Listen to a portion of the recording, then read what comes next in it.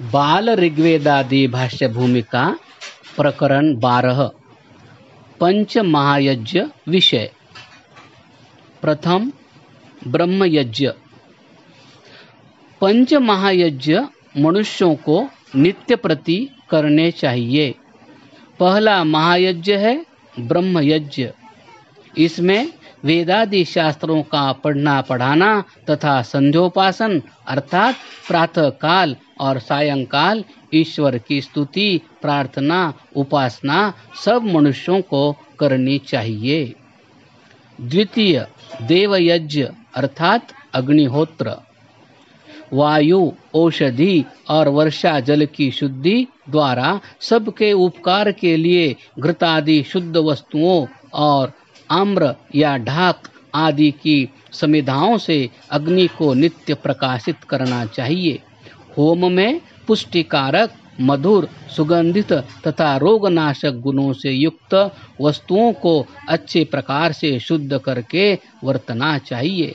अग्निहोत्र करने वाला ऐसी इच्छा करे कि मैं प्राणियों का उपकार करने वाले पदार्थों को पवन और मेघमंडल में पहुंचाने के लिए अग्नि स्थापन करता हूँ। अग्निहोत्र से आरोग्य शारीरिक पुष्टि और मानसिक स्वास्थ्य प्राप्त होता है। प्रातःकाल और सायंकाल अथवा केवल प्रातःकाल ही नित्य होम करना चाहिए। अग्निहोत्र का नाम देवयज्ञ भी है क्योंकि वायु जल औषधि आदि देवों अर्थात दिव्य पदार्थों की शुद्धि और परिपुष्टि के निमित्त अग्निहोत्र किया जाता है। अग्निहोत्र के करने से परमात्मा की प्रसन्नता का लाभ भी होता है। तृतीय पितृयज्ञ। पंच महायज्ञों में तीसरा महायज्ञ पितृयज्ञ है।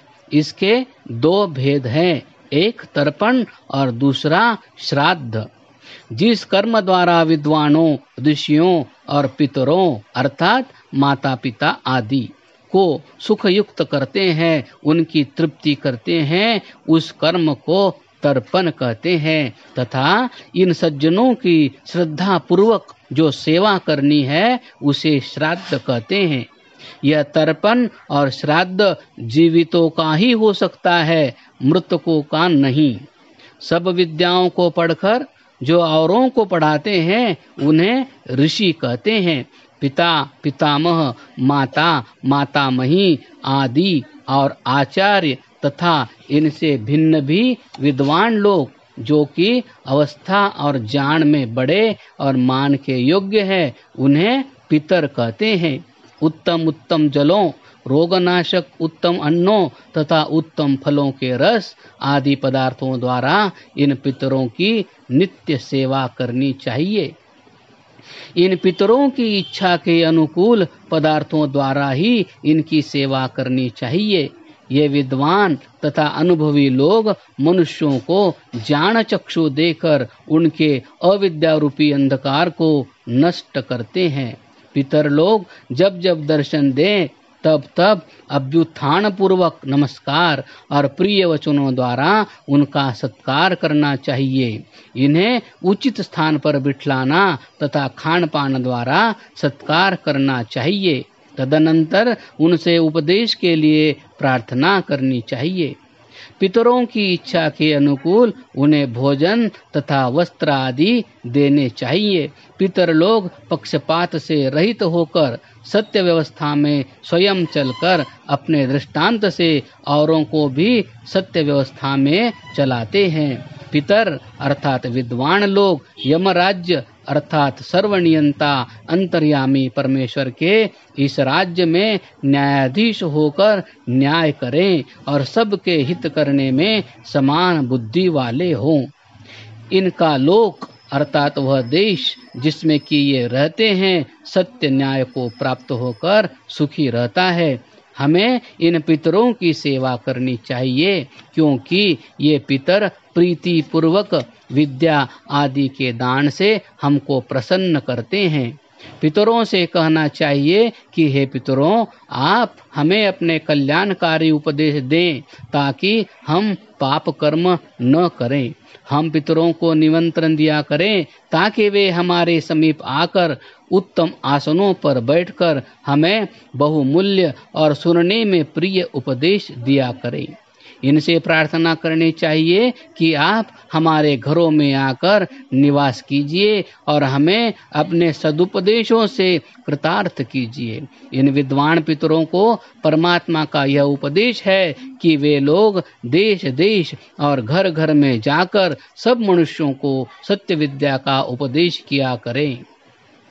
परमात्मा से प्रार्थना करनी चाहिए कि आप अपने कृपा से इन विद्वान पितरों के शरीरों को सदा सुखी, तेजस्वी और रोग रहित रखिए, जिससे हमको उनके द्वारा ज्ञान प्राप्त होता रहे। ब्रह्मचारी और पितर। 24 वर्ष ब्रह्मचर्य आश्रम में जिन्होंने वास कर विद्याध्ययन किया है, उन वसु नाम वाले स्नातकों को भी पितामह कहते हैं। जिन्होंने 44 वर्ष पर्यंत ब्रह्मचर्य आश्रम में वासपूर्वक विद्याध्ययन किया है, उन रुद्र नाम वाले स्नातकों को भी पितामह कहते हैं। इसी प्रकार 48 वर्ष पर्यंत ब्रह्मचर्य आश्रम में वासपूर्वक जिन्होंने विद्याध्ययन किया है, उन आदित्य नाम वाले स्नातकों को भी पितामह कहते हैं। अभ्युत्थान, नमस्कार और उपहार आदि विधियों द्वारा इन सब का भी सत्कार करना चाहिए। अमावस्या और पितृयज्ञ। जहाँ कहीं अमावस्या में पितृयज्ञ करना लिखा है, वह इस अभिप्राय से है कि जो कदाचित पितरों की नित्य सेवा न बन सके तो महीने महीने अर्थात अमावस्या में जो मासेष्टि की जाती है, उसमें पितरों को श्रद्धापूर्वक बुलाकर उनका सत्कार अवश्य करें। चतुर्थ, बलि वैश्वदेव यज्ञ।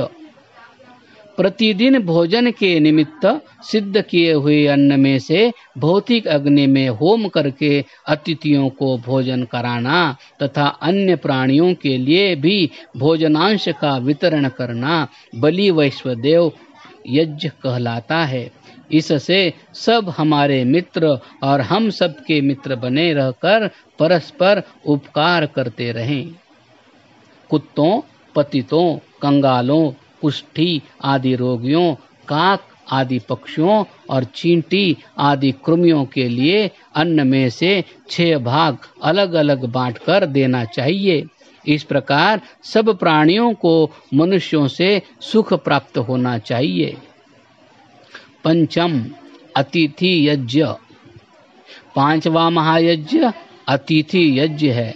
इसमें अतिथियों की यथावत सेवा करनी होती है। जो मनुष्य पूर्ण विद्वान, परोपकारी, जितेंद्रिय, धर्मात्मा, सत्यवादी और छल कपट से रहित है तथा जो नित्य भ्रमण करके विद्या और धर्म का प्रचार और अविद्या तथा अधर्म की निवृत्ति सदा करते रहते हैं, उनको अतिथि कहते हैं।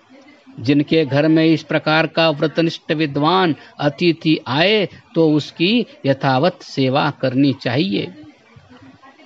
जिसके आने जाने की कोई तिथि या दिन निश्चित न हो, उसे अतिथि कहते हैं।